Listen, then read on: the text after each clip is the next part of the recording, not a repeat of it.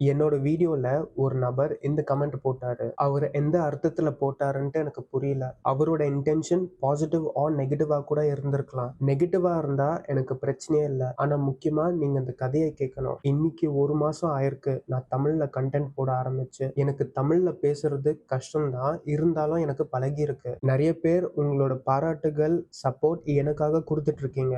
எனக்கு ரொம்ப சந்தோஷமா இருக்கு. சில பேர் ஒரு படி போய் உங்களோட கஷ்டங்கள் எல்லாம் என்கிட்ட ஷேர் பண்றீங்க.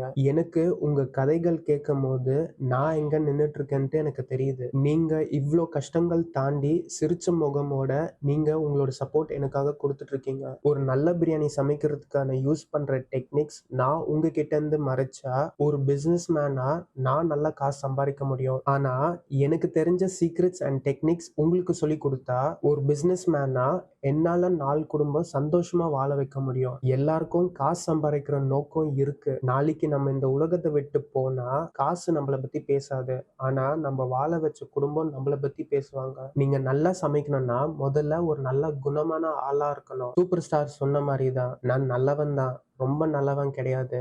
அது நீங்க என் கூட பழகுற விதத்துல தான் இருக்கு. முக்கியமா நான் பேசுற தமிழ்ல இம்ப்ரூவ்மெண்ட் ஆயிருக்குன்னா எனக்கு கமெண்ட்ஸ்ல சொல்லுங்க.